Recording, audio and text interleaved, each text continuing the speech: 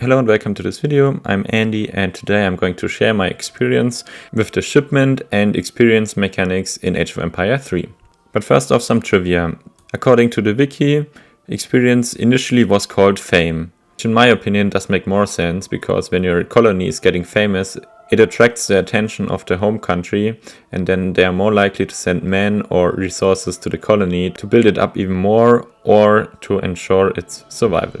So for experience, I couldn't think of a simple explanation like that, but yeah, maybe you have one, so just put it in the comments and let me know. And now without further delays, let's jump into the topic. Experience is a resource in Age of Empire which enables you to send shipments. Let's start by talking about the ways you can get experience. First off, each player has a XP trickle of 2 experience per second. So even if you're not doing anything, you're still getting XP and at some point you can send some shipments. The second way to get experience is by training units and also by building your base and constructing buildings. If you're training units, you're getting 10% of the cost of the unit as experience when the unit spawns. In a similar fashion, you're getting 20% of the cost when finishing a building. In practice, that means a musketeer costs 100, so you're getting 10 experience when you train one, and you're getting 20 experience when you finish building a house. One interesting thing about that, if you can reduce the cost of your units, you're still getting the same amount of the experience. So for example, if you reduce the cost of your Janissaries, you're only paying 100 resources, but you're still getting 12 experience. The same logic applies to buildings, so if you send advanced trading post, your trading post is cheaper, but you're still getting the same amount of experience. So the third way to get experience is by destroying buildings of your enemy or by killing units of your enemy. If you're destroying a building, you're getting 40% of its value back as XP. So for example, if you're destroying a house, you're getting 40 experience. If you're killing enemy units, you're getting 10% of the value back. So this is the same he's getting when he's training them. So if you kill a villager or a musketeer, you're getting 10 experience. There are only a few exceptions to this rule.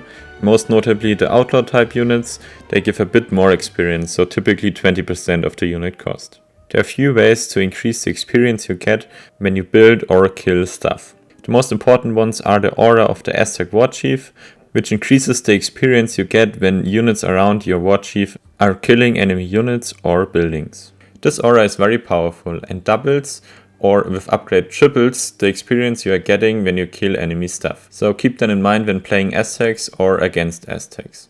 Another very powerful building which affects your experience gained is the Torii gates. This increases the experience you are getting from fighting and building stuff by 50% and also increases your passive experience trickle. So one more thing, if you delete units or your buildings, the enemy is getting the amount of experience he would get if he kills them. In the game there are also some units or buildings which can produce constantly experience. For Europeans, those are the church and the mosque. Then Indians can generate experience with livestock they can find on the map or train in the sacred field. And the Japanese can send their sacred gods card, which enables you to put your shrines on XP generation mode instead of resource generation mode. Also, all civilizations can build trading posts on their trading route, and this also gives you a steady flow of experience. I will also include the rates so you can compare the different methods to produce experience with one and another. Okay, so now that we've talked about the different ways to get experience, how much experience do we actually need to send a shipment? First off, the amount of experience you need for a shipment is not constant, and you need more experience the more shipments you want to unlock. First, let's talk about generic civilizations. The first shipment of a generic civilization needs 300 XP, and then each subsequent shipment costs 15% more. This increase is exponential, so the third shipment already cost almost 400 experience. The XP needed for a shipment increases until it reaches its peak at 2500 XP. 2500 XP is the maximum XP you need for the next shipment, and the cost won't increase further than that. For normal civilization, this point is reached at 16 shipments. Now let's quickly talk about Germans and the Spanish. So the first shipment of Spanish you can send when you reach 219 experience, and Germans need 330 experience to send their first shipment. Other than that, they follow the same rules as the other civilizations. This means each subsequent shipment costs 15% more than the previous shipment. And the maximum cost for the next shipment is also at 2500 experience. So after sending 16 shipments as the Germans, the cost won't increase anymore. And with Spanish, after you send 19 shipments, the cost also won't increase anymore and reaches its maximum of 2,500 experience. Okay, so how much is experience worth compared to other resources? For this we have to make a few assumptions and also look at a typical shipment progression of a game. Our scenario is the following. We look at a typical game with a generic civilization, so that means you start with 300 XP for your first shipment, and then we send one shipment in H1 worth 300 food equivalent. Then the next 6 shipments we send in H2, they are worth roughly 700 food equivalent. And then we are sending 10 shipments in H3 worth roughly 1000 food equivalent.